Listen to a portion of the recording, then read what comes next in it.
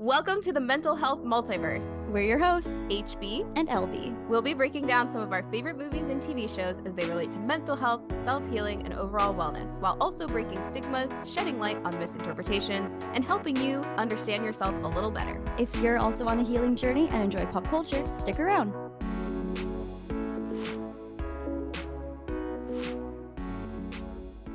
Hello, everyone, and welcome back to another episode of Mental Health Multiverse. We are joined by some very special guests today to talk about Disney's Aladdin. No, I messed that up. To talk about Jasmine from Disney's Aladdin. I'm so excited to talk about this character. I think she is a badass, kick-ass princess, and I really love the way they've kind of developed her character in the live action Aladdin, which we might touch on just a little bit in this episode. But without further ado, let's introduce our amazing guests. Woo! Woohoo! Okay, so both of these guests are super near and dear to my heart. We have Lady Toxie, who we will refer to as LT in this episode. LT is a seasoned cosplayer from SoCal with a decade of experience. She breathes life into beloved characters like Commander Shepard from Mass Effect, Scarlet Witch from the MCU, and Coptic Egyptian Jasmine from Disney's Aladdin, which is 100% why I asked her to be on this episode. And when she's not crafting remarkable cosplays, she indulges in her passion for hiking and ethnobotany. And as a sought-after panelist, she has been part of events such as WonderCon, LA Comic-Con, Anime Riverside, and soon San Diego Comic-Con, which is very exciting. Congratulations. You can follow her on Instagram for mesmerizing cosplays and captivating glimpses on how she creates her costumes, accessories, and props, which is just at Lady Toxie, correct? That is correct. And I'm also now on Threads. Hop on the Threads chain. Let's see. This episode is going to come out in like 2 months. Let's see if that is still something relevant. Right? Yeah. Or if TikTok's even still around. Things change so fast. But yeah, all links to the socials will be in the show notes. And then our next guest is actually one of my best friends in the whole wide world. So LT and I met online. Like we are virtual friends, and our friend Mandy actually connected us through our love of Scarlet Witch. So she is a virtual friend. Rani is one of my in real life best friends, and we have known each other for almost 10 years now. I feel like it's been a really long time. And Rani Jessica is an actor, a writer. She's originally from Canada, but she now lives and works in NYC. And she is just a wonderful, beautiful human who is very near and dear to my heart. So super excited to have her on this episode as well. So welcome, and thank you for coming on to talk about this. One thing that LB and I were discussing yesterday was if we should even be doing this episode, because I don't know if you two know, but we skipped Pocahontas because we just figured there's so much nuance, and we didn't want to idealize a character who is so problematic. And essentially what we did was we sent out a message and kind of skipped the whole traditional episode that we do. But we figured that for Princess Jasmine, since we do have people in our lives who are willing to talk about her, we would love to go through with the episode. So thank you both so much for being here and talking about your experiences with this Disney princess. Yeah, it's an honor. Thank you. I appreciate it. Thank you for being here. So I'm gonna ask either of you, both of you, to do a little synopsis of the movie. But before we do that, much like watching this movie now on Disney Plus, I don't know if people are aware, but Disney actually has a little disclaimer at the very beginning of watching the movie, and I'm gonna read it. It says, this program includes negative depictions and or mistreatment of people or cultures. These stereotypes are wrong then and are wrong now. Rather than remove this content, we want to acknowledge its harmful impact, learn from it, and spark conversation to create a more inclusive future together. Disney is committed to creating stories with inspirational and aspirational themes that reflect the rich diversity of the human experience around the globe. And I actually really liked that disclaimer. I didn't know it was going to be there. And then I started watching the movie the other day, and I was like, whoa, this is kind of cool. I like that I don't know, I just think this is a well written, well crafted disclaimer to acknowledge like it was wrong then and it's wrong now. And rather than take it away, I think this is a good opportunity to have these conversations about why it is problematic in ways that we can better representation and diversity and inclusion in ways that don't perpetuate harmful stereotypes. We can dissect this a little bit further later in the episode too, but do you guys have any initial thoughts, ideas? I feel like you guys haven't said anything yet in this episode, and I think this is a weird way to introduce you guys, but that's okay. Fine. No worries. Yeah, I think it is really cool that they added that disclaimer. They didn't have to. But I do think it's a good conversation starter.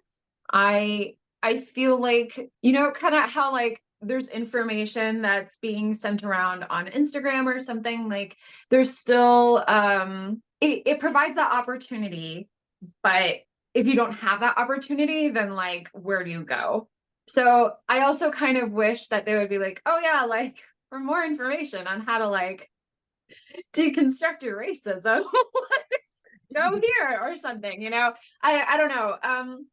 I mean, there could always be room for improvement, but I think it's a really good start, and I am glad that they did that, especially for the animated one. Yeah, for sure. I'm sure we'll talk about this more, but I think it's important to put, especially for Aladdin, as someone who's South Asian, there's this sort of like there's sort of like I don't really know what the, you know, I don't know what the term is. Like I almost want to say like it's like an ethnic washing of like this mythical, magical Arabia place, you know, and I think putting that disclaimer forces us to really like examine the fact that like, oh, you know, on Broadway, the first Jasmine was played by a Cambodian woman. And now there's a big celebration that it's played by South Asian women. Aladdin is played by a South Asian man, and you know, one of the most recent Jasmines was played by a South Asian woman. But what is Arabia, and why are we painting it with such a broad brush? And what is this? You know, there's a lot of questions to be asked about sort of like grouping together all these sort of Eastern countries. They're not even like, I can't even say like Middle Eastern, or because they're just like east of us, these countries that are east of where, you know, the United States and, you know, North America is. So that's a good point. I didn't know that about the Broadway versions. Yeah. Courtney Reed, incredible, beautiful, stunning, amazing. I have nothing bad to say about her. She's so fantastic. And she was beautiful. She was a beautiful Princess Jasmine, but she is just Eastern. That is all she is in terms of the relation to the story, you know, and it's very exciting. Shobha Narayan isn't playing Jasmine right now. There's another Middle Eastern actress playing her, but Shobha Narayan is South Asian. And then Michael, I can't remember his last name, but Michael is South Asian. So it's like interesting, right? Like this thing, like, okay, as long as they're brown, they get to play the part. They're brownish, brown adjacent. Right. You know? Right. Yeah. Or even the fact that, like, you know, the voice of Princess Jasmine in the movies was, I'm not sure Leah Salonga's exact ethnicity. But she's is Filipino, I believe, part Filipino. And she's just the singing voice. The speaking voice is a white lady.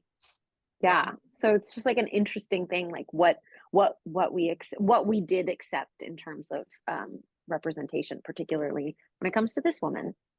Yeah. So speaking of Jasmine, we can dive into her character a little bit more. Do either of you want to give a little synopsis of the movie? It's been a hot minute since I've seen it, so Rani, if you want to go ahead.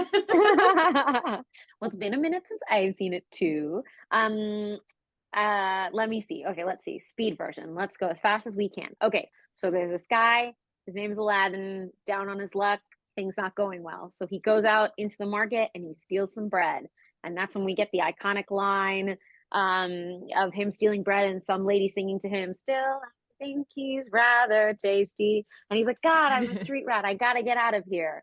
But before that, there's this evil guy named Jafar, who's like, I got to take over this kingdom because I want all the power. I'm going to see if I can go into this magical cave that's in the desert and steal a lamp.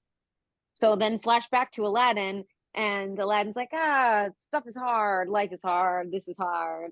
But then he runs into this beautiful woman at the market, and he's like, wow, I love you.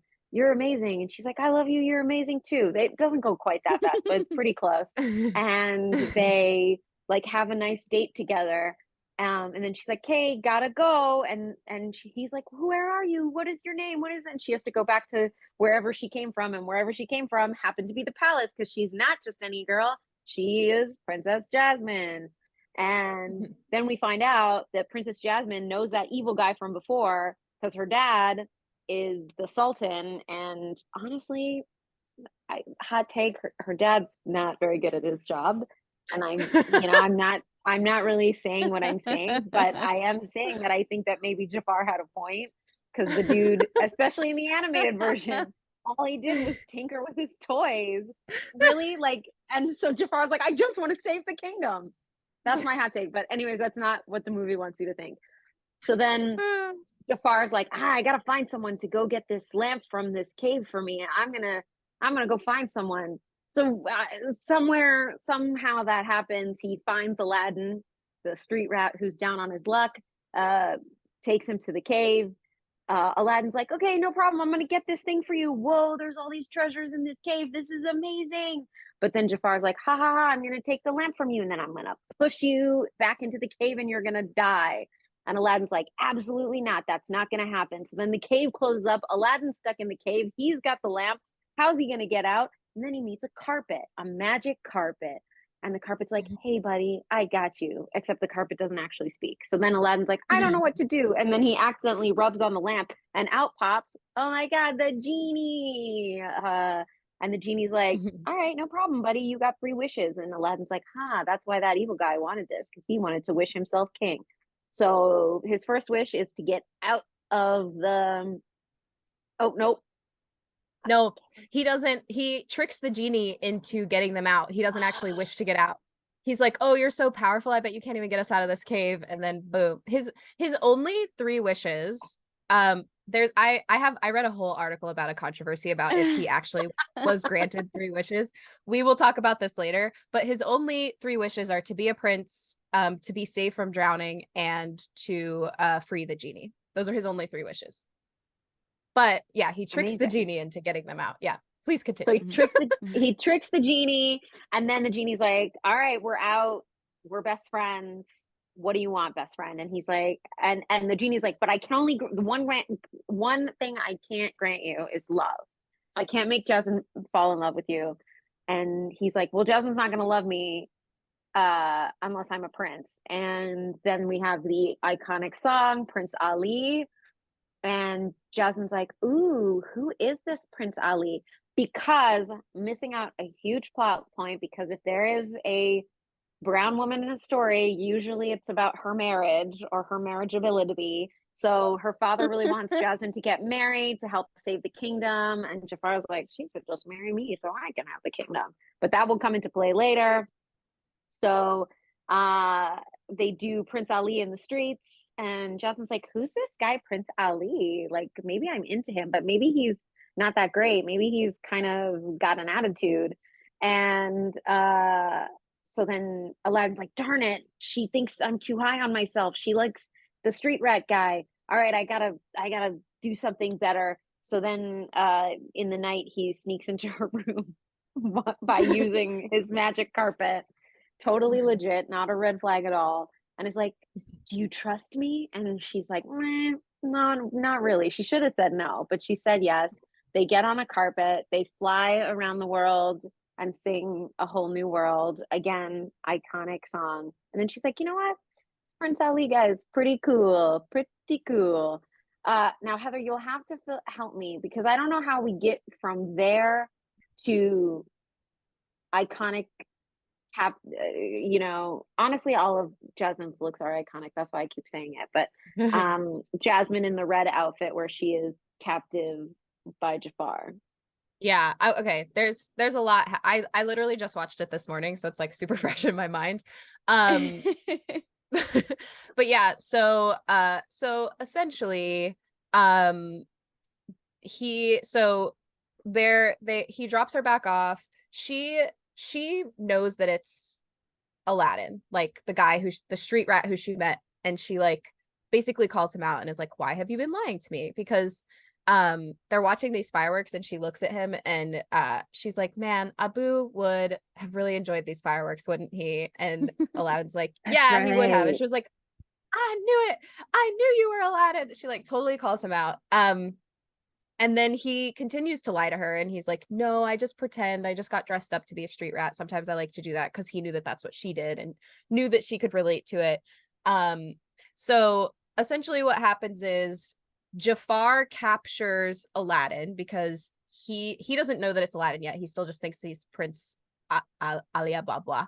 Prince And Abubu. Boo, and he throws him into a river with like a weight The on his leg. ocean. So He throws oh, him the off ocean, the yeah. cliff into the ocean, tied to like a cement Sinks, block or something. yeah. Anyway. So he Yeah, sinks, yeah.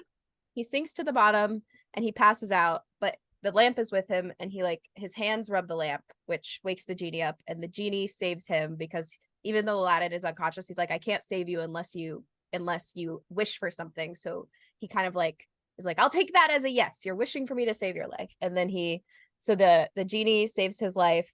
And then Aladdin gets back to the palace, and Jafar is controlling the Sultan with his little snake thing, his little snake scepter. And Aladdin and he basically, Jafar is like, you'll never see Prince Ali again, he left. And then he's like, oh, are you so sure about that? And then he smashes Jafar's snake thing Scepter. and was like, scepter, thank you, and is like, the Jafar has been controlling you this whole time. And so the Sultan and Princess Jasmine feel very betrayed. And then Jasmine and Prince Ali, as she knows him at the time, decide to get married the next day. Jafar disappears. He comes back the day that they're announcing that they're going to get married. So and in that, he steals the lamp from Aladdin. He rubs the lamp, and then he becomes the genie's master.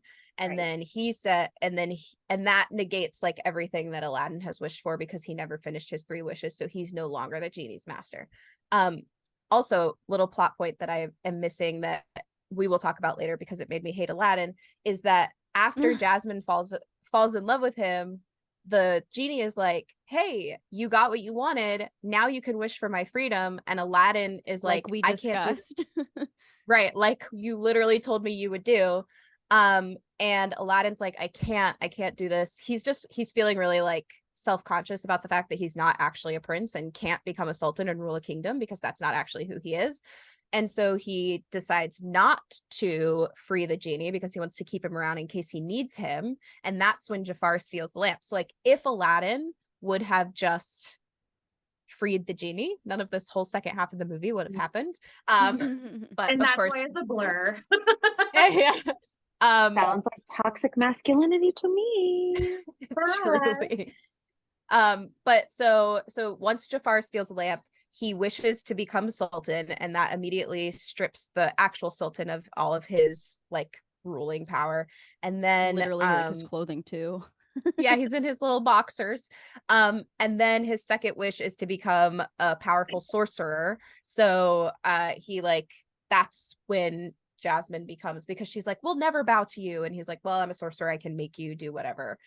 So that's when she becomes captured by him, and Aladdin tries to save them and tries to get the lamp, but there's a lot of complications. And essentially Aladdin uses his wit the same way that he tricked the genie into the first wish. He tricks Jafar into wishing to become as powerful as a genie, because he knows that that will then trap him in a magic lamp, just like how genie is trapped in a magic lamp.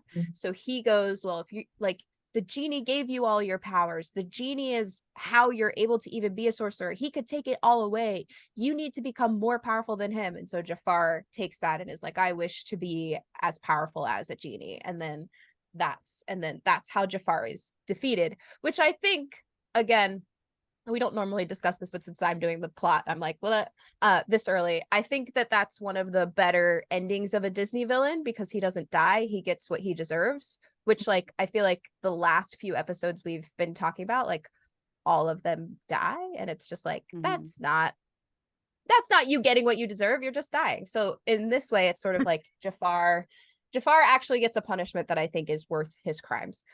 So he gets turned into a genie and gets sucked into a lamp. And then Aladdin wishes the genie his freedom finally, and Princess Jasmine is still in love with Aladdin, even though she knows he's now originally just a street rat and lied to her for like the whole movie. And it ends, I guess, with the happy ending of them falling in love and getting married. And Genie gets his freedom. Yeah. Yeah. I think it's funny because that when they do end up getting married, I just hear Elsa being like, you can't marry a man you just met. Listen, that's like Disney magic. Yeah. Also, street rat really brings out your true personality. Amazing recap, both of you. Love it. Good job, everybody. I'm so proud. I wish I could have added more to the recap. I will say, from a personal standpoint, sometimes the movie is really hard for me to watch, so that's why I haven't watched it in such a long time. Even the new one, I only saw it once, and I was like, that was a movie. And I just like went on with my life. I was like, oh, I'm gonna have to like think about this. But I just remember feeling deeply uncomfortable about several things. So it's just like, okay, well, I'm just gonna let it be what it is, and I'm gonna move on with my life, and I'm not gonna think about it too much. No, that's fair. Do you mind if we explore that a little more? Because I am curious. Yeah. I did watch the live action last night, and before that I only had seen it one time, and I didn't love it. I like how they kind of they developed Jasmine's character less of being like damsel in distress, needs to be saved, a pretty princess, and she's given a lot more like power and choice and agency. Exactly. But I am curious what made, if you want to talk about it, what made you feel that way? Yeah, sure. So I'll start out with the positives. I do think, even though the live action Disney remakes, live action, can have varying degrees of quality, I do appreciate that some of the stuff that they updated and tried to be more culturally aware of, I guess, was helpful and a big improvement. I do like how even in the animated film, Jasmine was still more of a figure that was like, oh, she still kind of does what she wants. Like, she's rebellious, but not in such a way that is unloving. She wants a life that is different than the one she has right now, or she wants to explore what other possibilities could be for her. And I think that also continued in the live action one, if I recall correctly. So at least like when I was little, when I watched the animated one, that really spoke to me. And she was like one of the first princesses or Disney female characters that I felt like, oh yeah, like her heart's in the right place. She may not be going about doing it the right way, but also like what choice does she have, because you know she lives in this type of household. So yeah, and then both to me, both adaptations are still, especially the first one, but they are both still to me cultural soup is what I would call it. I know in the live action one, they mentioned like, oh, you have like a lot of these beautiful silks and like starry materials and stuff because you're wealthy and you can import it from India and things like that. And like, it was one line, but I was also kind of like, I don't know, like, I still feel like a lot of the visual motifs. I'm a very visual person. As you can see, I love making things. I felt like there still wasn't a distinct enough thing. Like, of course, Agrabah is a fictional country made up during a time when things were very tense with, U.S. presence in the Middle East, as you want to call it. So I, at the time when they made the animated film, it was their way of making a region that had so much stigma around it more palpable for Western audiences. And I still felt that with the live action version. I don't know what more I could have hoped for. It's debatable, and I'm not someone who's like all or nothing kind of thing, but I do wish that there had been more cultural distinction rather than still kind of maintaining the cultural soup vibe of it all. There's a very big distinction between North Africa, parts of North Africa, Southwest Asia, and parts of Southwest Asia, or even South Asia, like just saying that, like, oh, like you're rich and you can get stuff imported in from India, like, well, that might be something. But then what about all of the other aspects of life that take place in the region where you live right now, or where you're telling that story right now? So that's how I think about it. The songs were okay. Yeah. Yeah, so that's a quick hot take for me. If I was Jasmine, I would have been like, "Hey, Jafar, how's it going?" Because he is very handsome. In the live action version, he is delicious. Not so much Yeah, in the animated. yeah, in I the feel like animated one, she's like, your beard is so twisted. It's so twisty. I feel like in almost every podcast episode, there is a moment where we talk about how the villain is attractive, and that's something that's something I didn't realize until my boyfriend pointed out. He was like, you guys talk really positively about the villains in almost every episode, right? And I'm like, I did not think We about do. that. That's funny. We do. But because that's we root for them. and yeah, just like you said, Ronnie, I believe like Jafar was kind of right. Like the Sultan wasn't, he just wanted, he was using his wealth and his power to amass collectibles and to play with them, but Jafar wanted to like do things. He wanted to Yeah. Wait, yeah. Can I'm I- so glad that you brought that up, because I was in my notes I was like, why is he always playing with glass animals? Is that a thing? Like, is that something I'm supposed to know? Like, what? It's a little So glass cute. menagerie. I'm not gonna lie. I'm like, what are we telling? What story are we telling here? Yeah.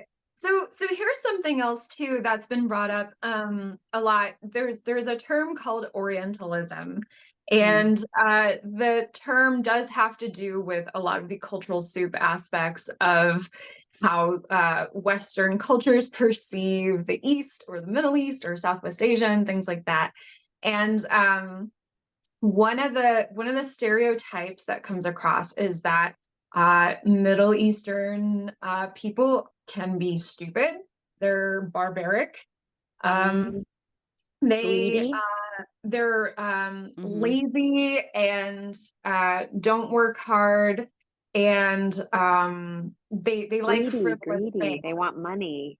Yeah, and they also want money. And so, like, on one hand, I can see the Sultan being like, okay, like he's not like a mean leader. Like he doesn't embody the like angry Arab man stereotype that comes up in a lot of media, but he also doesn't seem super smart. And like Right.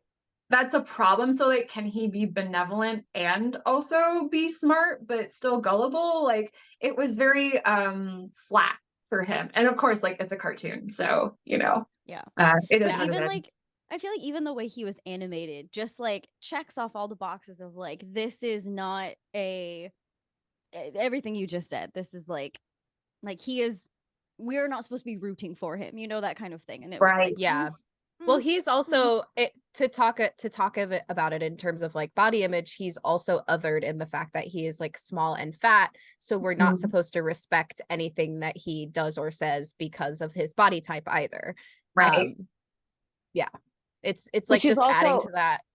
Go ahead.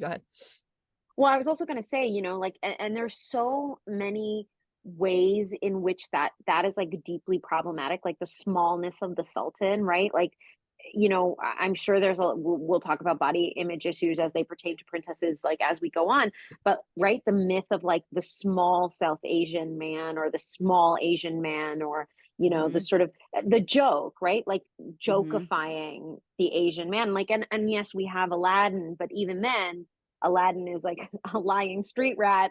We don't have a ton of like great male representation in this movie either, you know? Yeah. Yeah. Mhm. Yeah. Where Definitely. are all the good men in this movie? Right. I think the genie's pretty good. I think the genie's Yeah. pretty, he's not a human, so I guess that He's not a human, ethnically ambiguous, voiced by the iconic Robin Williams, though, R.I.P. But then on the same vein, the opening scene, I think we both made a note, HB, about him doing that accent was like, wow. It's definitely something we didn't know as a kid. At the time, it was just like, you know, the times were what they were, and that doesn't mean it's okay, but it was like, oh, yikes. We couldn't do that now. We can't do that now. yeah. But shifting gears just a little bit, we have talked about a lot of really good things, I think, that some people might either be too afraid to speak about or are not even aware of, and I hope that this is sparking some kind of conversation about that.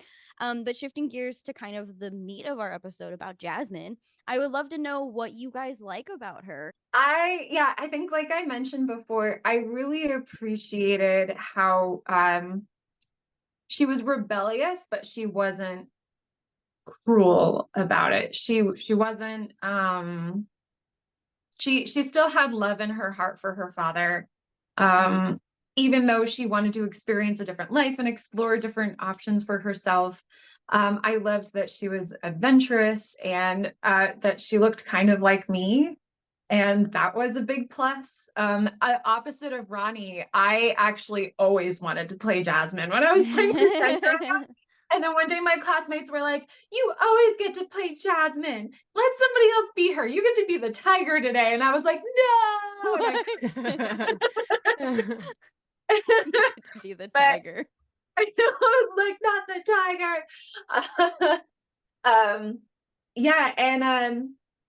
I mean, at the time, in my small naive mind, I thought to myself, like, oh, she's more or less making decisions for herself, and like I want to be able to be able to do that someday. So she definitely had an influence on me in that way. And of course, like that cute midriff, like her design is so beautiful and iconic and very like sinewy, not sinewy, but like not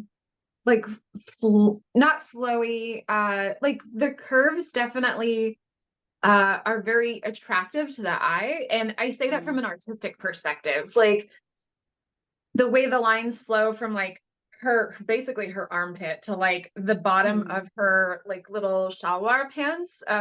Some people call them harem pants, but they're actually called shalwar. So yeah. So like it's just like beautiful design choices, really well balanced. I loved her big hair. It was just like, yeah, I wanna be seen like that. I wanted to be seen and respected like that. And to be able to hold my own and still command respect and still be loved in my own way was something that I really wanted, and I saw that in her. Yeah. Oh. There was something you said, about her like rebelliousness. I really like that too, because I like how it wasn't just like teen angst, or it wasn't like I'm a princess, but I hate being a princess, and you know, like, oh, boo-hoo me, I live in this giant castle. And it was really just like, I'm grateful for the life I was born into, but I also want to feel more in control of my life and of my destiny, because I think that's a theme the three main characters experience is feeling trapped. And I think in the live action, Jasmine has a line that says, feeling trapped, like you can't escape what you were born into. You know, like Aladdin was, I don't know if he was necessarily born into well, maybe a little bit, like, you know, poverty, homelessness, whatever, unhoused. I don't know the words. Anyway, sorry, my ADHD is all over the place today. You're fine. But so I do like how it wasn't just like she was this whiny kid, and it was more of like an empowered young adult who recognized that she just wanted, like, it's kind of like that both and of being grateful for what you have and also striving for more. And it wasn't more in like a material sense, it was more in just like an inner empowered, enlightened self kind of a thing. And I really liked that. Yeah, the first time that she and Aladdin meet, when they have he essentially, like, you know, she takes an apple off of the fruit stand and gives it to a child and doesn't realize that she's stealing. And then the owner of the cart goes to like chop her arm off because that's the punishment for stealing, apparently. And yeah. Big and cringe. Aladdin Big sort of cringe. big cringe, yeah. And Aladdin sort of comes in and is like, "Don't worry, that's my sister. She doesn't know what she's doing. She doesn't know any better." Um, that's like their first moment meeting, and then they have their little date, and he takes her up to his like little, I don't know, like rooftop that he lives on, and they start comparing their, like, they are each saying the same thing about their lives, which is just like proving that the grass isn't always greener on the other side. Like, they do both feel trapped, and they do both feel like, if I had the life that you had, I would be happier, or like I would be free, I would be XYZ thing. And I think that that's like one theme that comes up in this movie a bunch, is a theme that I appreciate in this movie is really just like appreciating the life that you have, or recognizing the ways in which, like, maybe if your life was different, it wouldn't necessarily be better, it would just be different. Like, that person's life isn't easier for them just because it looks different than yours, which I really appreciate about that theme. But also going back to her sort of being empowered but also wanting something different, I think that having Little Mermaid be previous to this movie, I do find myself comparing the two of them a lot. I did too. Yeah. Yeah, and just sort of thinking about the ways in which I think Jasmine had a lot more maturity in the way that she dealt with, like, because she seemed sheltered in a way that was like, it's not that she was like forbidden to leave the palace or anything. It was just like that's how she lived her life, and she just like wasn't it's just like wasn't a thing that she would leave the palace. And so it's like she lived this very sheltered life, but she seemed her sheltered life seemed very different from like Ariel's sheltered life, if that makes sense. Yeah. I think the live action kind of relates the two even more, because the whole reason why Jasmine is kind of like locked up in the palace is because her mother was killed, I think, like being out with the people or something. And that was kind of like Triton's reason for keeping Ariel under the sea, was because her mother is killed by, you know, humans above in the above world and stuff. But I do think I don't remember exactly the reason why in the animated why Jasmine couldn't leave. I just remember when she's out in the courtyard and she's talking to her father, she's like, I haven't been able to make any friends. I haven't been able to just like live a life that I want, or that she thinks is how people are supposed to live. And I definitely related to that, because growing up, I like, outside of school, I never saw my friends. I wasn't allowed to like go out and do things, and that's why I think I loved school so much, was because it was like the only reprieve I had from being outside of like my abusive childhood home. And Girl, preach. I'm right there with you. I'm so sorry you can relate, but yay, we're not alone. It's one of those bittersweet things. Like, I hate that so many of us have experienced that, but I'm glad we're not alone. And it's not like, because I think also too, then growing up, like, you see all your friends going out, and then you're like, oh, I'm like the weird one, or I come from a weird family because I'm not allowed to go out. But now that I'm an adult, I'm like, wow, I'm not like the only one who experienced that. But also, like, where were all of you in my childhood? Because we had the internet and we could have like chatted online and been like, I know I'm trapped here, help me. Anyway, all of that to say, I it's not something I recognized when I first watched the movie as a kid. I definitely, you know, not knowing all of the problematic things, all of that aside, I really did like Jasmine, and I didn't understand why I related to her until I recently rewatched the movie, and I was like, ah, this. But anyway, Ronnie, we haven't gotten to you. What do you love about Princess Jasmine? You know, the thing that comes to my mind automatically is when she says in the movie, I am not a prize to be won. Mm. Right? Yes. I think that Yeah. sums it up because, you know, I think, again, with the sort of like, you know, Eastern soup of representation, I think a lot of stories about any Eastern, and I mean, like, and I'm not saying anything, like anything east of, you know, North America, usually the story revolves around marriage, right? I definitely talk about this with a lot of my other South Asian writers and creators, is like, how do we tell stories that aren't about big Indian weddings? So Right. I think anything, and granted, this is a Disney movie, and particularly at that time, you know, the Disney princesses, that was the goal, was to like be wed. But I think she's the first one who said, well, actually, just hold your horses. You know, I'm not a prize to be won. I'm not really actually looking for love. Um, you know, I know, you know, in The Little Mermaid, obviously, like she gives up her whole life for a man, and that's not really Jasmine's deal. And I actually really love the song Speechless from the live action, because I feel like that's just like such an empowering moment where she's like, I won't be silent, I won't be quiet. So now as an adult, that's, even though I sort of feel like the mess around the Jasmine might be a little bit problematic, I find comfort in this idea of this woman sort of being really just like really always advocating for her agency no matter what. Um, and honestly, like, she's very sexy. She's very sexy. Mm-hmm. I can't We I love a can't say, confident woman. We yeah, do. she's very sexy, which, I mean, I'm sure we can go into all kinds of things again about like Orientalism and like the Right. mythical, you know, brown woman, just Exotic, like ethnic, yeah. exotic, you know, like whatever that means, Yeah. you Yeah. know. No, but and it's nice to see it's just nice to see a confident, sexy woman.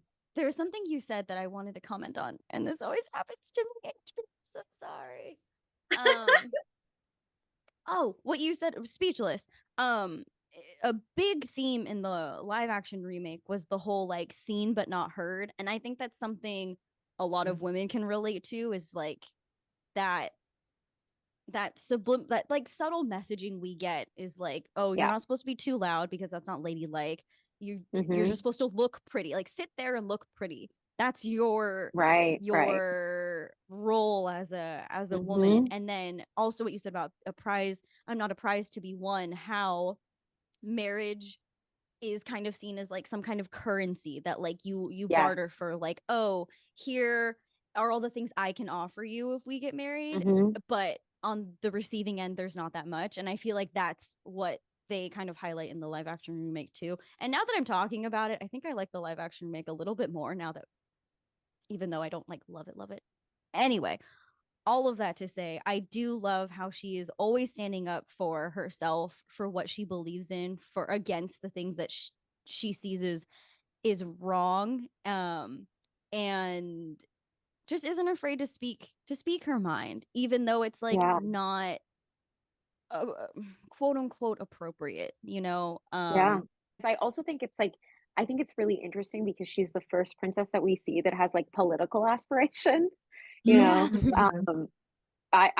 I find like that, to me, I find like I just think is so incredible. I had the opportunity to meet the lieutenant governor of Maryland a couple months ago, and it was like she's the first South Asian woman to hold the position in American history, and it was like Whoa. it was like a deeply transformative experience. And so like I see a lot, I that's also like a really big part of who Jasmine is, especially in the live action version. Mm-hmm. you know you know and so I think that's incredibly empowering, and seeing like a woman who's like trying to take her power and trying to fit into a space um that isn't made for her is incredibly important.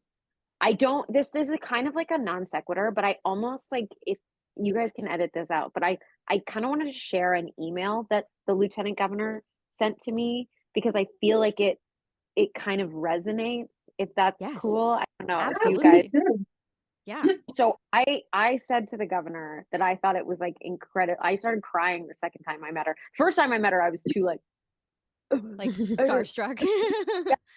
but then I started crying the second time I met her because I actually got to talk to her, and I was like, it means so much to me to see you fit into spaces that weren't made for you. And I was like sobbing. She was so sweet. But this is the email she wrote to me that I feel like is very connected to what Princess Jasmine is and can represent. And she said, I'm so glad that Governor Westmore and the First Lady Dawn Moore experienced the cast's exceptional time, blah, blah, blah, blah. Too many young people go through life never following their dreams because they believe they have to fit into a space that others created for them. I too struggle to fit into these spaces. It took me a long time before I realized it is never about fitting into the stereotypes that others have conceived for us. It's always been about creating my own lane, to be my authentic self in every space. Yeah, absolutely. Which I just think like, yeah, like that is what Jasmine does. And honestly, I see a lot of comparisons between the two women. Yeah, That's that's amazing. so cool. I'm really glad you shared that. Her name is Aruna Miller. She is incredible. Yeah. Yeah. Like, what is it to be your authentic self in a space that wasn't necessarily built for you? Like, you happen to find yourself in this place just by nature of existing, and then figuring out like what your own path would be. That is, yeah, that's a lot. And I could see where Jasmine, again, how we were saying, like, she wants to try and carve her own path and figure out what is meaningful to her, even when she's in this position. Like, I almost, well, yeah, maybe I would give the new live action one a rewatch just for like those scenes, maybe, because I feel like some of that nuance was lost on me the first time I watched it. I feel a little bit bad now, because I was so caught up in like what is happening. But no, that's fair. yeah, like Yeah. there's definitely merit to that, and I'm so glad that they did do that. Yeah, because that is also like a cultural thing, both here in the West and elsewhere. That is something that comes up frequently. Totally. And I like what, while you were reading that email, it kind of, especially around like authentic self and stuff, I think another big theme was around authenticity. I think Jasmine in both the animated and the live action through and through was very much herself as much as she could be, given the role that she was in and the spaces that she was in. But Aladdin lied a lot to, or like, you know, used magic in order to fit in or be accepted because he thought this is what would bring him love. But I really like how Jasmine was like, no, I'm going to be myself. And if I don't like you, I'm not going to try and win your approval. And I really, really like that about her character. Like, she knew, yes, it was in her destiny to get married or whatever, but she kind of like balanced the both and in that, like, yeah, I'll get married to a person that I actually love and care about, not just some random suitor because it's beneficial for our kingdoms. I mean, yes, that's important, but also that's not like the only reason why I'm gonna get married. So I think that's like a really interesting contrast between the two, where Jasmine was just completely always herself. Like, even when she's dressed as a commoner out in the market or whatever, she's still very kind and compassionate, and she wants to, you know, help the people in need and gives the apple or whatever. And I like too how she just kind of like goes along with Aladdin, like, you did a kind thing for me, so yeah, I'll like run away from the guards with you, and I'll also use my power to try and free you, even though it was kind of out of her hands. But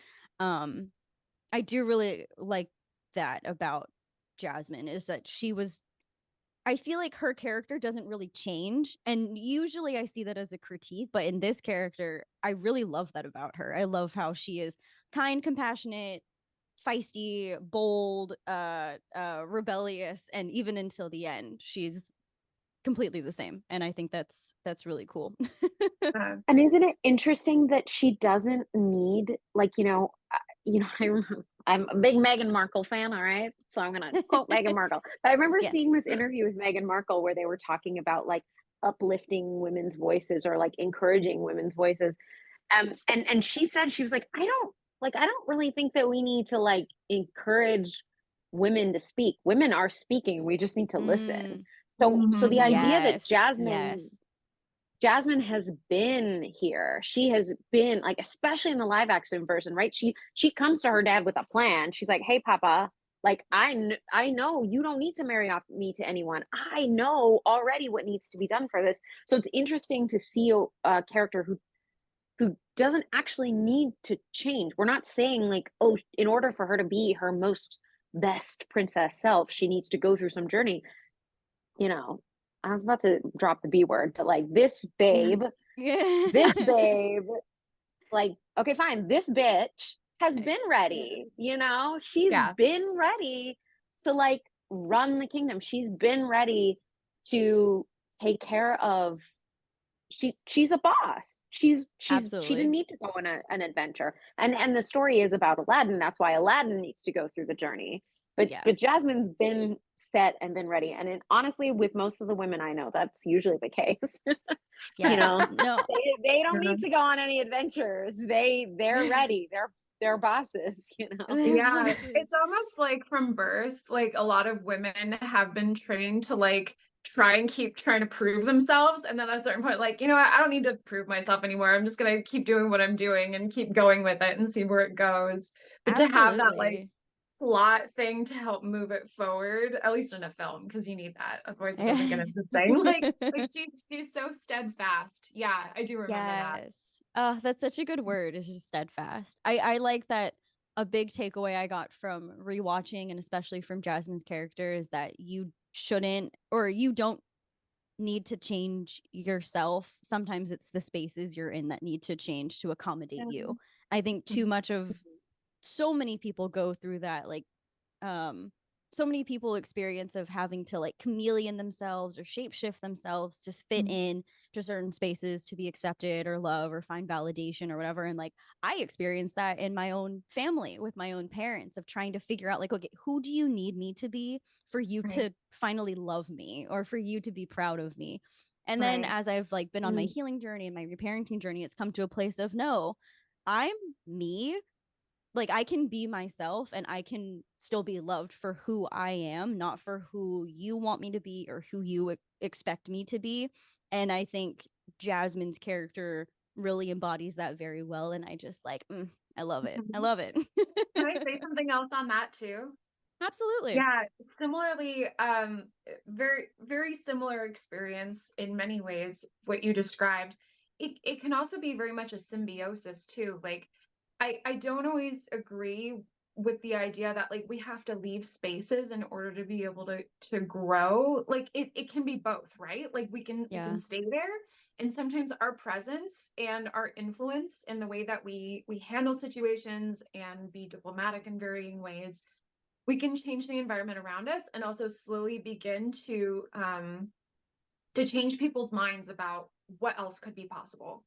But then sometimes it is better to leave or come back or just leave completely and thrive somewhere else. So Yeah. like I guess it is also very circumstantial too. Like would Jasmine have done better if she had like married somebody from a different country and like had influence that way? Like I wonder about that kind of thing. But she chose to stay because she loved her people and she loved her country, hopefully. It seems like she did based on her Yeah. actions, Yeah. what her personality was.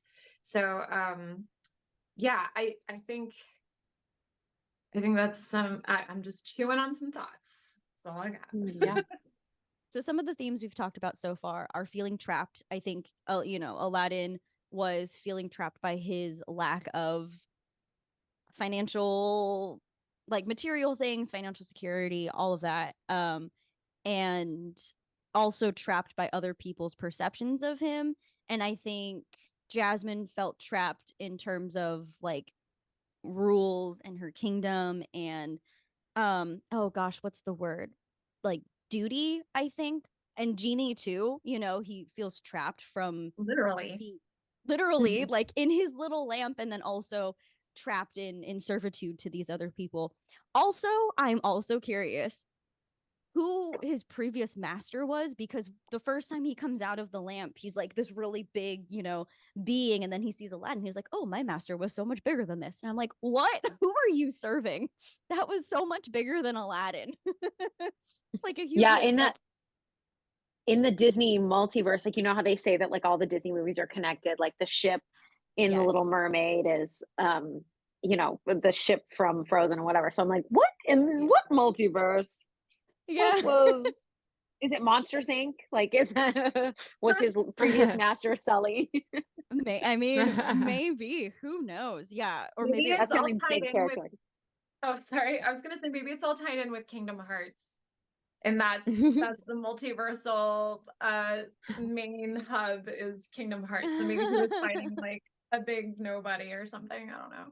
And The way I took it was just that he has been in a lamp for so long that he has no perception of how big or small things are supposed to be. that's a really good explanation. I like that. I Yeah. like that. Can I drop a weird Aladdin fact? Absolutely. Have you guys What's seen weird, the though? video? Well, yeah, that's true. That's true. Like, what do we mean by weird? Okay, honestly, if I'm really honest, it's like a little strange, a little messed up, a little spicy. Okay. I don't know if you I'm here guys for have it. seen this video going around TikTok of the animator of Jasmine talking about how he like drew her, and he was like, I was looking at all these pictures of all these different types of women from all over the world, and then I just decided, you know what, she should look like my sister. I didn't know. Wait, his sister? I thought it was his wife. His sister. It's so I honestly thought it was his wife. I don't know. Yeah, you guys should see if you can look it up and like maybe splice the audio in. It's strange, especially because it's like a white man drawing his white sister. Y'all definitely fact check this, but I am 100% positive that that's. I did hear that. I didn't realize it was about Jasmine, but I do remember seeing a TikTok about that where they were like, this guy, and he's like, based Jasmine's animation on his sister. Okay. Weird. I'm gonna play devil's advocate here really quick. Okay. This is not what it sounds like right now. When you're an artist, you observe what is immediately around you. He should have chosen something else. Maybe it was a little less creepy or more creepy that he was watching his sister in the way that she moved. But also, like, if you're working at Disney Animation during that time, like, you have access to all these resources. Like, that's odd. That is an odd choice. To be like, yes, my Midwestern sister, the paragon of random Eastern beauty. Like, it's just so weird. It'll be so exotic. Yeah. So also, like, in terms of all of us that are, like, of the non-white global majority, in terms of Disney film representation, this makes it even weirder because our princess is based on someone's sister. Oof. Thank you for that. Yes, thank you for sharing that. That's so funny. Man. Someone's sister. Oh, another theme or something we've already touched on is Aladdin's lying, and how, and I think HB, this is what you were alluding to about why you started to not like Aladdin so much, was at the beginning when Aladdin and Genie first meet. Aladdin asked Genie, like, what would you wish for? And he's like, geez, no one's ever asked me that, but I think if I could make a wish, it would be for my freedom. And Aladdin's like, okay, cool. And this is supposed to highlight Aladdin's kind heart and how he is the diamond in the rough. He's like, okay, I will wish for your freedom. I will, after my first two wishes and Jasmine falls in love with me and I'm finally happy and I get what I want, I will wish for your freedom.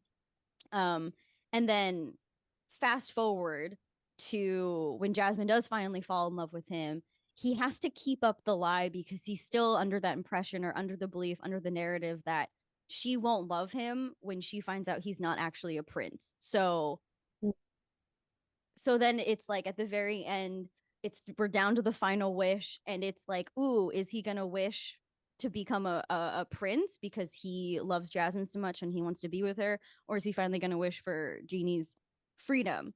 But I think it does highlight how, like, once I don't know, like, I'm just thinking of dating, like, when you start like start lying in the beginning of a relationship, like, you kind of have to keep up that lie, and it's very unsustainable. So I think the theme and the message there is don't lie to people. Don't lie about yourself. Don't lie about just don't lie. Just be yourself. Be yourself. This is actually a hilarious non sequitur. I was just gonna say, or hot take, you could be like my cousin who met his now wife with a British accent in a club because he just wanted to see if it would work.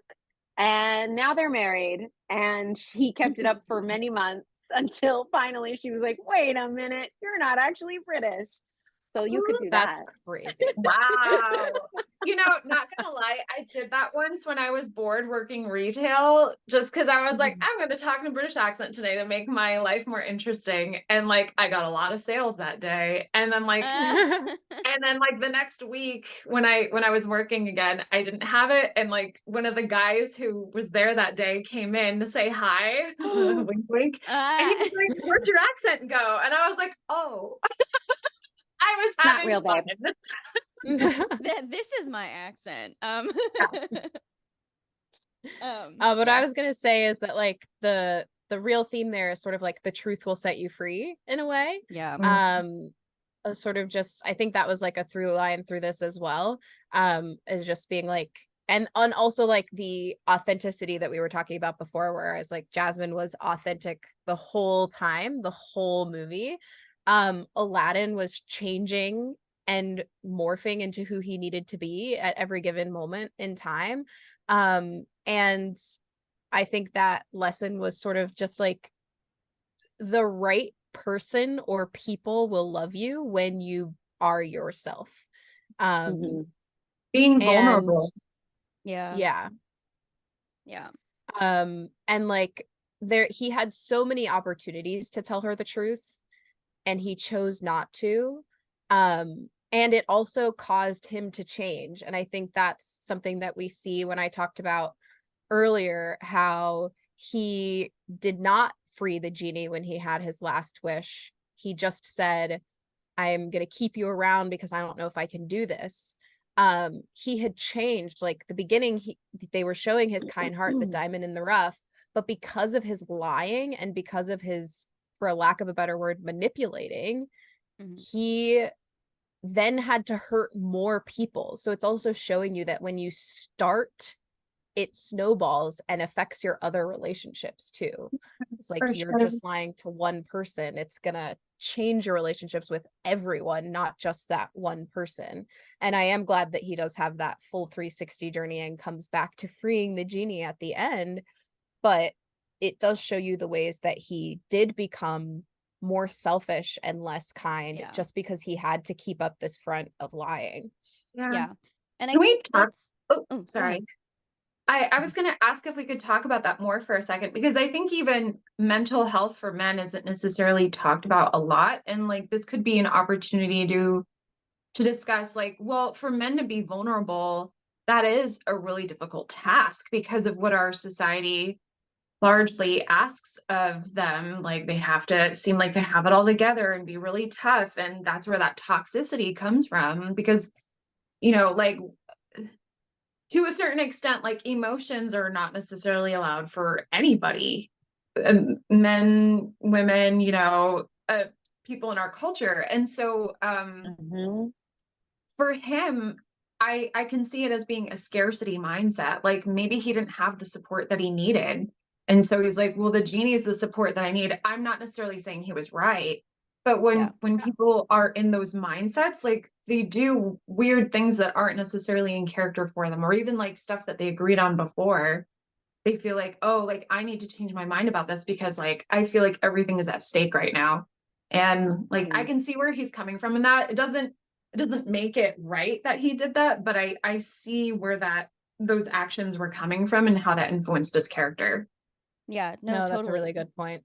when you were saying that, I was thinking too that, you know, he's an orphan, and I don't know when his parents died, but the only adult interactions we really see him have in this movie are like with the Sultan and with Jafar. And I think then Or with the it guards. plays, or with the guards, yeah, and it's playing into this whole like, oh, in order to be quote unquote powerful or successful, I have to, like, I don't know, it's kind of like a chess game, or I kind of have to manipulate or do all of these things to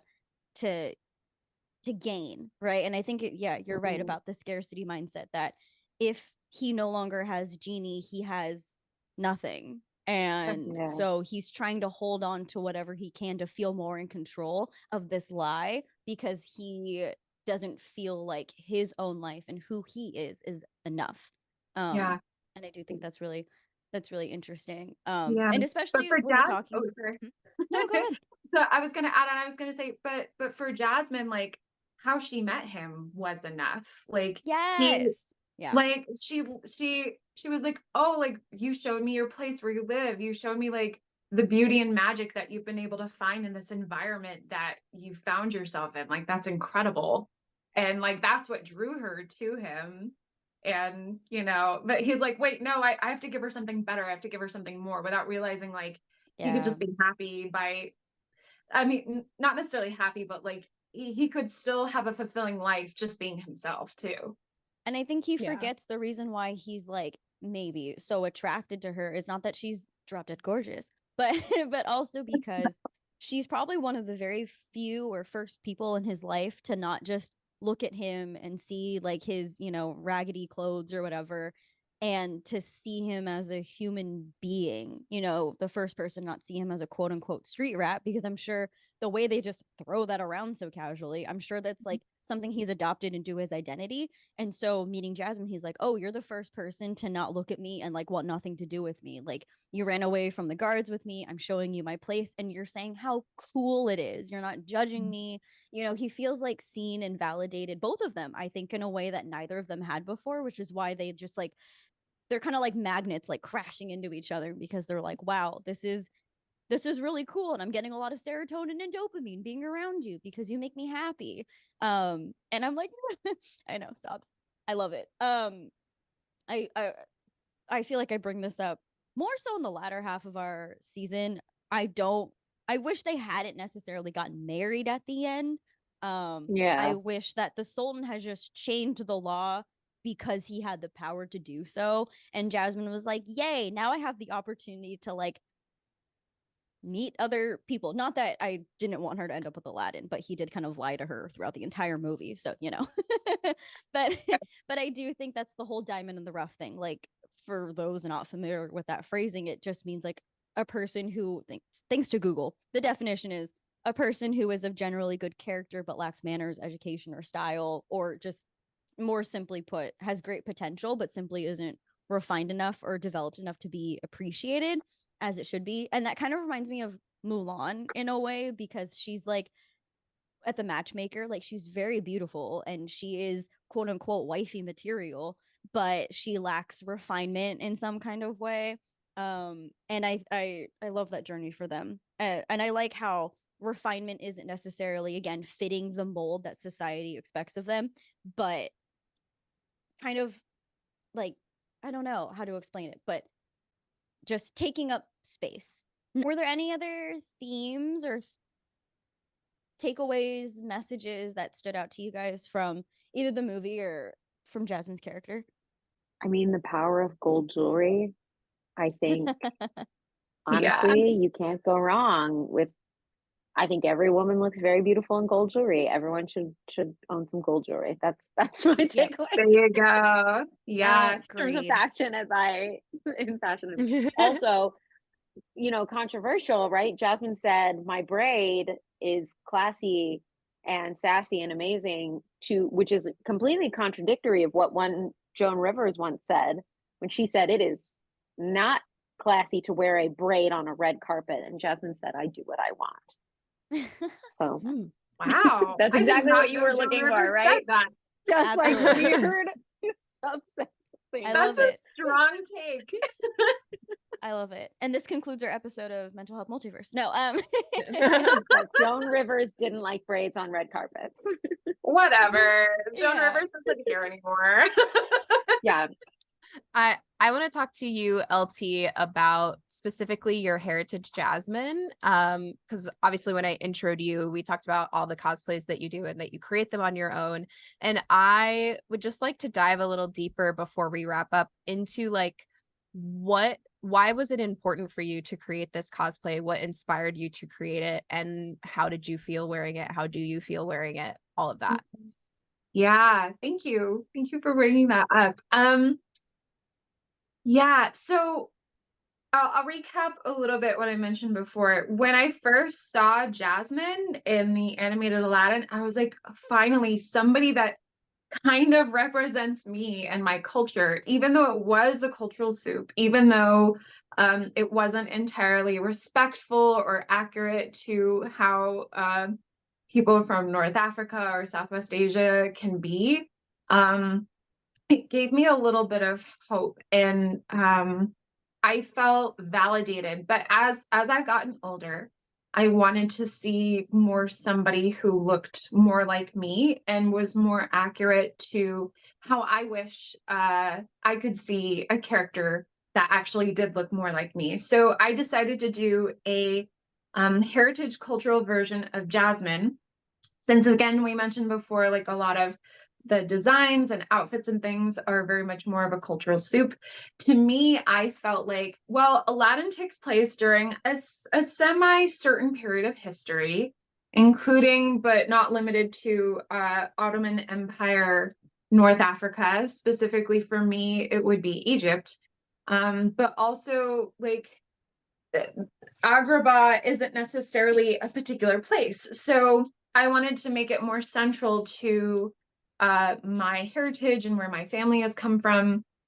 So I decided to do some historical research based on what would be available to me at the time. Things are always changing because for some reason, cultural dress from Egypt specifically is so difficult to uncover and understand and find due to both misinformation and colonialism.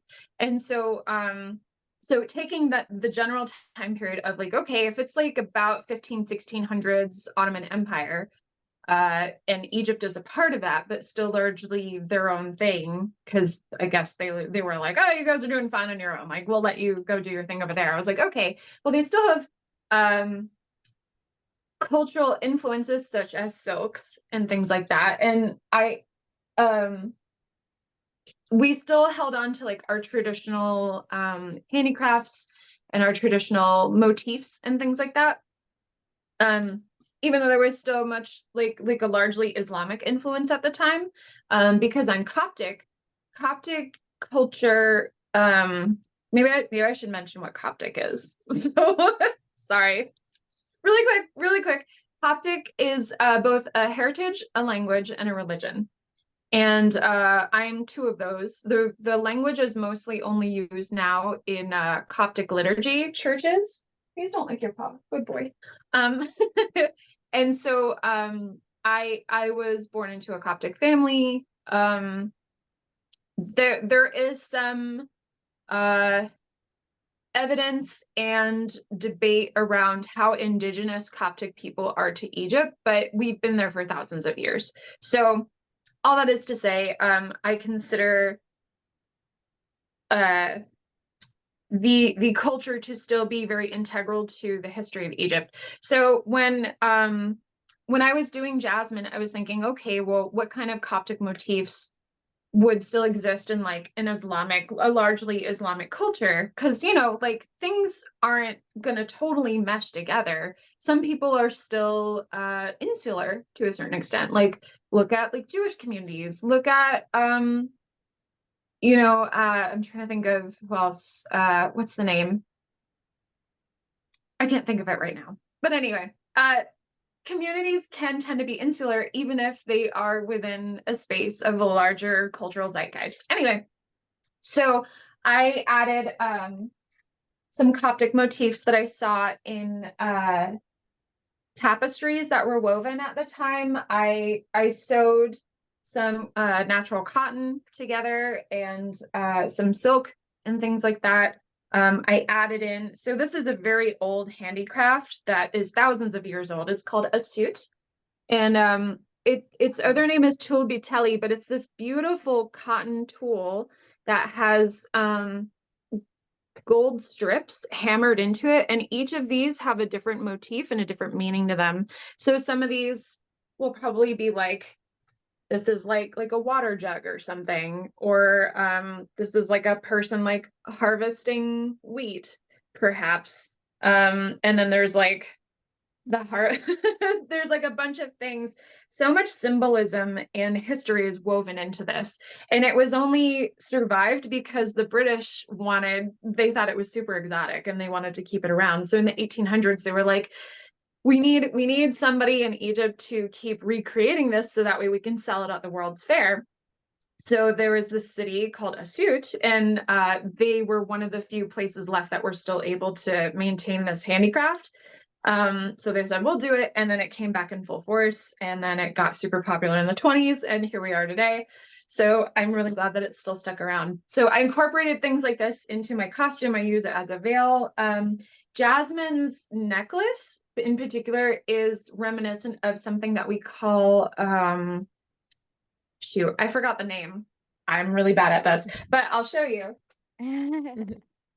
So these necklaces were used a lot, especially in olden times, as more or less like a dowry. This is a replica from a tourist kind of thing, probably from the 60s, based on how it's made and the material. But you can see the crescent shape is still pretty reminiscent of what Jasmine wears, and it would have been varying sizes. This could have been in gold, it could have been in something else, but I liked the turquoise in this one because I thought it went well with Jasmine's motifs of gold and turquoise and things like that. I wanted to find one in gold, but it was very expensive and I could not do that with my budget. So I dress like a princess. I'm not actually a princess. So there's things like that. And of course, like the names of these different pieces, there's like the gomlek, which I think is actually a traditionally Turkish name. That's the white like kind of robe thing that I wear under the like little crop top thingy. I did take some artistic liberties to make it closer to her actual character design. That way people would look at it and see, oh, that looks like Jasmine. Yeah, I am Jasmine, and like do my hair in a similar way. But still make it mine and still make it part of the cultural heritage that I wanted it to be. So that is what I did. Oh, I love that so much. Thank you so much for sharing. For the people listening to the podcast, definitely hop over to YouTube so you can see it, because it's beautiful, and all of the things that Lady Toxie just showed us is like I'm so blown away. That's so cool. And like the intention and thought and history that goes into it. That's like Yeah, beautiful. thank you. Thank you. Thank you so much. Yeah, it was really difficult to find accurate information. Here's another thing too, aspect to lack of cultural soup. I wonder if I can find the shoes. So there's a very specific kind of shoe that Jasmine seems to wear, especially in the animated version. But I don't recall in the live action version. I think I remember it looking more South Asian, more Indian leaning. And so because I was making this specifically North African, more Egyptian, I said to myself, I need to stay away from sari fabrics. I need to stay away from anything that has to do with that, because that's not me and that's not my culture. So I was looking, and there are very similar shoes called babouche that are made in Morocco, but they're also worn all over North Africa, where it has like the slightly curved front, but the back of the shoe is folded down. So it becomes like slippers, basically. So I found ones that look exactly like that were made in Morocco. And I in a gold motif, and that worked, because the ones from India, I forget what they're called, but they're specifically for like weddings and traditions like that. And I was like, I am not wearing that. Like when people get those confused, I'm like, oh, that makes me so sad. Like it really doesn't take much to be like, what kind of shoes are these? Where do they come from? What are they used for? And so I'm really glad I did that legwork, because I learned a lot about even my own culture just going from there. That's really cool. Oh, Yeah. yay. Thank you. The shoes are called juthis, if anyone's wondering. Oh, what are they The called? shoes are called Juthies. Juthies? Yeah. Nice. Thank you. Yay, we're learning so much today. I love it. I love it. Rani, I know you have to pop off soon, so I'm gonna ask you. No, it's okay. Don't apologize. I'm gonna ask you about some of your favorite things, whether from the movie or specifically about Jasmine. Quotes. Actually, sorry, I'm gonna back up because I'm looking at my list and it's quotes, themes, scenes, or characters. But I think I know your favorite character from the movie we talked about. Absolutely. One, she's an animal lover. 10 out of 10. I'm also an animal. I was telling Heather that I was writing my bio and my sweet dog just passed away. And I was like, I got it to her really late because I was like, my bio always includes my dog. So she's an animal lover. So I love that she has a companion in her animal. And again, like I think bringing up someone like Aruna Miller in this podcast is important to me because I think she is, she's political, she's outspoken, and I like the fact that she doesn't need to change. That this isn't a story about her changing. She is complete. She's one of the princesses that not saying that the other princesses, I'm not starting beef with the other princesses. I'm just saying, you know, they're a lot of the other movies are about their journey stories where I think that Jasmine is who she is beginning to end, which I think is really empowering. Yes. Yeah. Oh, thank you so much. And I think you told us your favorite quote, but can you say it one more time, please? I am not a prize to be won. You even had the inflection, man. Awesome. Yay. You are my Princess Jasmine in my mind. I was gonna say, Rani is my own personal Princess Jasmine. She's also my Belle, though. She's both. Well, that's, you know, honestly, when we played princesses, that's who I wanted to play was Belle, you know. So it's an interesting thing. But thanks for having me, guys. And I just want to say, so Rani means queen. So my name is my title in some ways. You are literally yes. I love it. Well, thank you so much for being on, for your time, your energy, your insight. I'm so glad to have connected, and thank you. It was wonderful to meet you and make your time. Nice to meet you. Love you, H. I'll see you soon. Bye. Bye, guys. Thanks for having me. So then I'm going to ask you, Lady Toxie, same things. Do you, whether from the movie and if Jasmine is your favorite character, you know, do you have a favorite quote, theme, scene, or character from Aladdin? I actually feel like the genie is probably my favorite character, at least now. In the animated one, I really wish I had enjoyed the live action one more. It just did not resonate with me. That's okay. Not everything has to be for everybody, and that's fine. If other people like it, good for them. Robin Williams is so iconic. Bless him. R.I.P. I can't really think of any particular quotes that haven't been said already. So I'll leave it at that. But yeah, I'm sorry, what was the other question? Do you have a favorite theme or scene? Theme or scene? I think, I don't know, as problematic as it was, I think my favorite scene was actually both on the balcony where Jasmine first sees like the view that Aladdin has of the palace from where he is, and then juxtaposing that with her meeting him on the balcony in her place and he goes to see her. Like, again, even though like he shouldn't have gone about it that way, like it was a little weird. I don't know, like, is it any different though than like throwing rocks at somebody's window and like saying, hey, come on out? I don't know. I do think that juxtaposition is really beautiful, and I like the general idea of those aspects, not necessarily in how they were done, but yeah. I love all of those. HB, what about you? My favorite character probably is also the genie.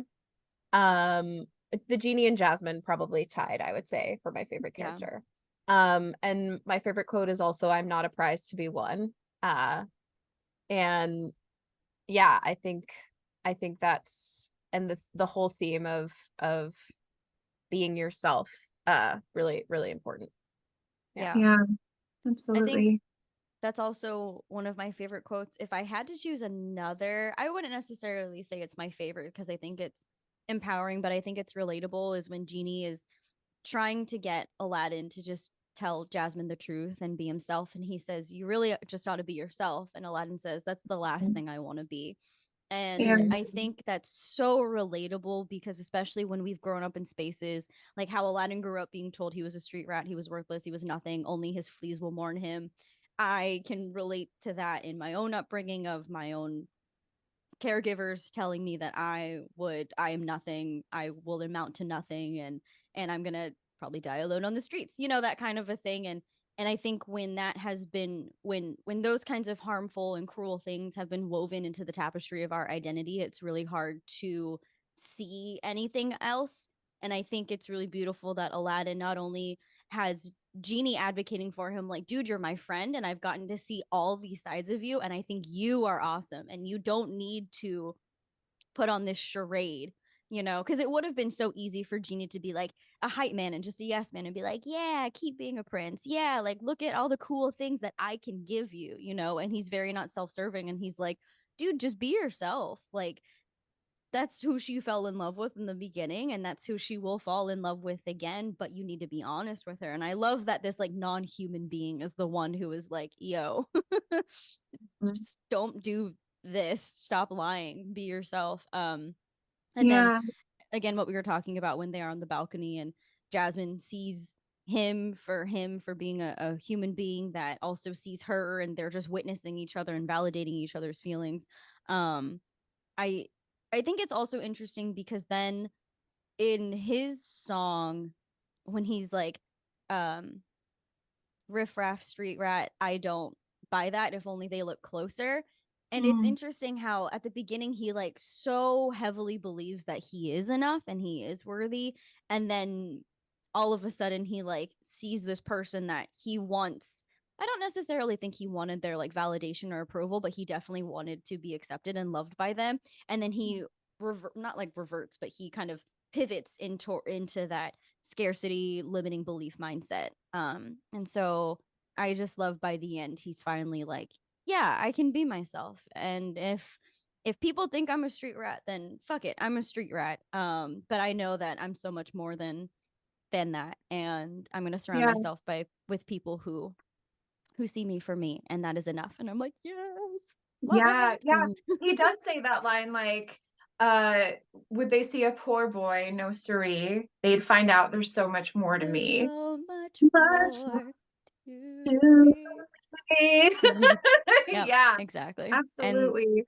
to anyone listening who might relate to Aladdin, there's so much more to you than society tells you or people tell you. Mhm. You are enough, you are more than enough, and you Yeah. don't need to prove your value or worth to anybody. Just be you. And like HB said, the people who truly love you will find you and will love you for you. So, Yeah. Yeah. anyway. Or if you are stuck in situations where you don't have people who believe in you, who truly see you for who you are, like there are people out there who want to and who will. So Yeah. just keep trying, keep Yeah. looking. Yeah, I've been in that place too, and it was really hard. Still is hard. Yeah. Yeah.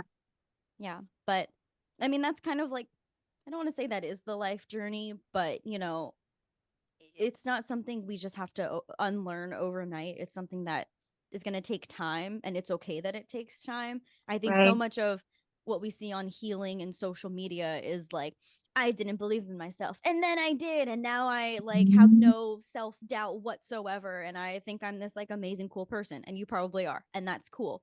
But I think we miss out, especially because like, I don't know, like it's people who are in their late 30s, early 40s who are doing this, but I think we forget that like everyone's journey and timeline is so different. And so if you're getting like I am and you're getting close to 30 and you're like, "I have no fucking idea what I'm doing with my life and I should." It's always the shoulds that trip us up, right? It's like, Mhm. I should have it figured out. I should feel so much better about myself. I should know who I am now because that's what society tells us. And it's Or I okay should if have you XYZ in place.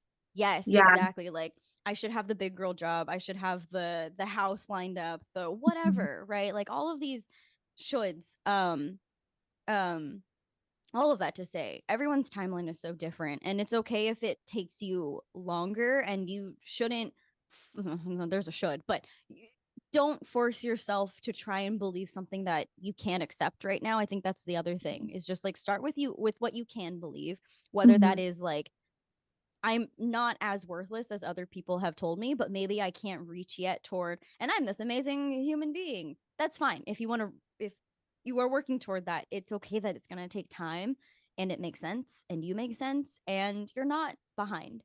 You Yeah. are on your own timeline, and your timing is perfect. So, Yeah. anyway. Can I add to that too? Absolutely. Yeah. So from a personal perspective, even though there are so many similarities to that, I'm still figuring out how to be more vulnerable. And even though life has gotten so much better for me due to choices that I've made and going to therapy and a whole host of other things, finding people who can be supportive, who see me for me, it is still both relating back to Aladdin, such an incredible feeling when you do meet somebody and it's almost like your friend soulmates. Like Mm-hmm. like somebody's like, yeah, I know that feeling too. And they just totally and wholly accept you for who you are.